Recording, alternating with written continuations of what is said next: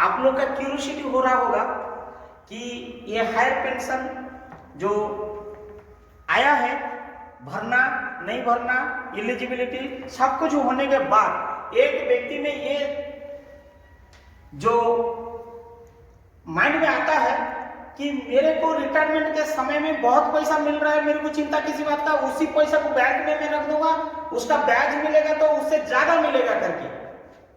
ये एक human psychology का थॉट, सोचने से तो नहीं होगा ना, तो उसको कैलकुलेशन करना पड़ेगा। इसीलिए मैं एक एमबीए फाइनेंस कैंडिडेट होने के नाते, एक रिसर्च स्कॉलर होने के नाते मेरा कैलकुलेशन करके बताना बहुत जरूरी है। सोचना और उसको समाधान में लाना बहुत जरूरी है। चलिए, पीके रिटायर हो रहा है 30 जून 2024 में और वो ऑप्शन भर देता है,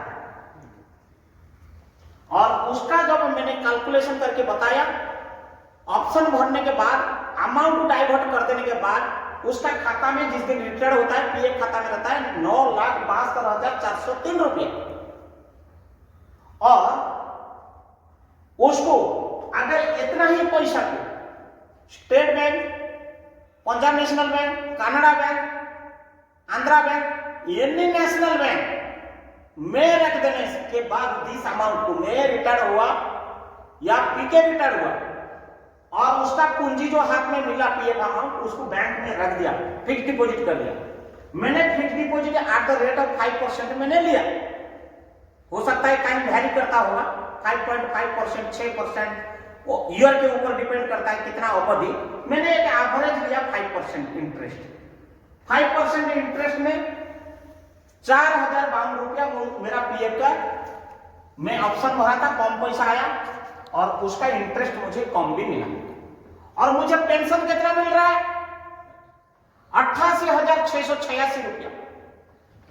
और मेरे को एक महीना में मैं समाज में जीने के लिए मेरा मंथली कितना पैसा आता है? मेरा बैंक इंटरेस्ट आता है 4,052 रुपया। मेरा पेंशन सरकार का खाता से आ रहा है 88,686 रुपया। दिस प्लस दिस टोटल मेरे को 92,738 रुपीज पर महीना आता है। इसको कोई डाउट नहीं होनी चाहिए। पीके बोलता है कि नहीं, मुझे एक खट्टा मुझे बहुत पैसा चाहिए, मैं उसको बैंक में रखूंगा, मुझे बहुत पैसा मिलेगा, और ऑप्शन भरने से इतना पैसा नहीं मिलेगा। आइए मैं वो कैलकुलेशन आपको बताता हूं। जिस दिन पीके बिना ऑप्शन भरने के बावजूद उसका हाथ में वो लेके जा रहा है 29,18,404 रुपया, मैंने बताया पिछले स्लाइड में। अगर इतना अच्छा खासा रकम को लेके जाता है, कोई भी नेशनल बैंक में एफडी कर देता है, चाहे 1 साल के लिए या 2 साल के लिए। वो पीरियड के ऊपर में फिर बार बार बोल रहा हूं, इट इज 5% मैंने एवरेज लिया। आप उसको ऑथेंटिकेट मत मानिए, हो सकता है कहीं 5.25, कहीं 5.75, like that, bank to bank, time to time, period से ये सब डिपेंड करता है। मैं एक एवरेज 5% दोनों के लिए लिया हूं, क्योंकि ऑप्टेड के लिए लिया हूं, नॉट ऑप्टेड के लिए भी लिया हूं। उसको 29,18,404 रुपया का इंटरेस्ट होता है 12,160 रुपया। और ये पीके ऑप्ट नहीं किया था, उसको पेंशन कितना मिलेगा? 3,765 रुपया। तो फिर मंथली पीके जब ऑप्शन नहीं भरा था, उसका हाथ को कितना आ रहा है? 12,160 रुपया। 3,765 रुपया का अगर हम समेशन करते हैं, दोनों को अगर युक्त कर देते हैं तो 15,925 रुपया। See my dear friends, if you look to opt the higher pension, what is the difference between opt person and not opt person? एक व्यक्ति ऑप्शन भर रहा है हायर पेंशन के स्कीम के तहत, उसको सैलरी अगर 1,94,000 है एवरेज सैलरी, तो उसको 92,738 रुपया महीना में उसकी PF interest plus pension interest, pension amount मिलके आता है। एक स्वावलंबी जीवन, वो खुशी जीवन यापन कर सकता है। कुछ रिटायरमेंट के बाद भी वो सपना सजा सकता है। वैराज जो व्यक्ति एक कालीन रिटायरमेंट के समय में काफी पैसा लेके जा रहा है और उसको पेंशन बहुत मीगर वैल्यू मिल रहा है, लेकिन उसको 15,925 रुपया वेरी वेरी मीगर वैल्यू सपना ना सजा सकता है। आज के जमाने में, आज की जो मार्केट की जो लिविंग स्टाइल का जो बच्चे लोग का एजुकेशन का जो हो, उसके बारे में सोचने के लिए उसको कहीं बार सोचना पड़ेगा। इतना पैसा में रिटायरमेंट के बाद लायबिलिटी को पूरा कर पाएगा या नहीं कर पाएगा। द डिफरेंस अगर आप देखेंगे दोनों की, 92,000 एंड -16,000, you decide yourself। 80,000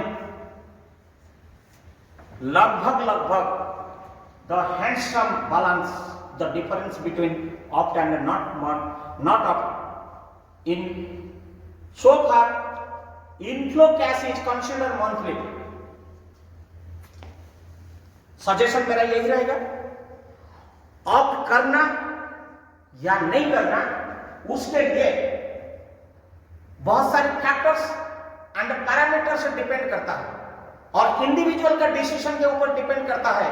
एक, कितना दिन वो जिंदा रहेगा, लाइफ एक्सपेक्टेंसी, पीएफ में बैलेंस है या नहीं है डाइवर्ट करने के लिए, अगर एक्सटर्नल सोर्स से अगर इन्वेस्टमेंट करना चाहता है कि नहीं करना चाहता है। लास्ट एंड फॉरमोस्ट, मैंने ये जो अमाउंट का सिर्फ 5% मैंने लिया, हो सकता है और वो मनी को लेके कहीं अलग जगह में, कहीं इंडस्ट्री में, कहीं अपना जहां मल्टीप्लाई ऑफ इंटरेस्ट हो सकता है वहां पे यूज करने से हो सकता है ये फिगर बढ़ जाता है। वो सारी चीज करता है इंडिविजुअल की, rather to this present and future requirement की। क्यों? मुझे रिटायर्ड होना है 2024 में, मेरी बेटी की शादी करना है, मुझे एक कालीन पैसा चाहिए, मेरा बच्चे का बिजनेस देना है, मुझे एक कालीन चाहिए। लेकिन ये कैलकुलेशन जो कर रहा हूं ये स्प्लिट अप मैनर में, एक खट्टा पैसा नहीं मिलेगा, ये आई महीना में, आई दिन महीना में मिलेगा, बट एक लोग जो पैसा मिलेगा, मेरा जो ड्रीम है रिटायरमेंट के बाद मैं करूंगा बच्चों के लिए, मेरे लिए, मेरा स्पाउस के लिए, मेरा परिवार के लिए। ये सारे डिपेंड करता है आप लोग के ऊपर का, आप लोग का चिंताधारा का ऊपर का, आपका रिक्वायरमेंट के, आपका कैपेसिटी का, आपका कैपेबिलिटी का, आपका अफोर्डेबिलिटी का। आइए, मेरा नॉलेज में जितनी मेरी संज्ञान में था, ईपीएस 95 हायर पेंशन ऑप्शन चुनना नहीं चुनना, एलिजिबिलिटी, अगर चुनेंगे तो कितना डाइवर्ट करना पड़ेगा, अगर नहीं करते हैं तो कितना आपको पेंशन मिलेगा, पेंशनेबल अमाउंट प्लस अगर वो अमाउंट को आप कहीं नेशनल बैंक में यूटिलाइज कर रहे हैं, इन्वेस्ट कर रहा है उसका, प्लस अंत में जो फैक्टर्स, इंडिविजुअल फैक्टर्स मैंने बताया। आप लोग को कहीं किसी को पूछने की आवश्यकता नहीं है, आप अगर शुरू से लेकर अंत तक मेरी ये कैलकुलेशन को, ये स्कीम को अगर अध्ययन करेंगे, देखेंगे, तो आपको स्वयं कैलकुलेशन करने के आप खुद सक्षम होगे। अगर आप सक्षम हो जाओगे और समझ में आएगा तो आप लोग मुझे कमेंट्स करेंगे और साथ साथ मुझे सब्सक्राइब करने के लिए ना भूलेंगे। धन्यवाद।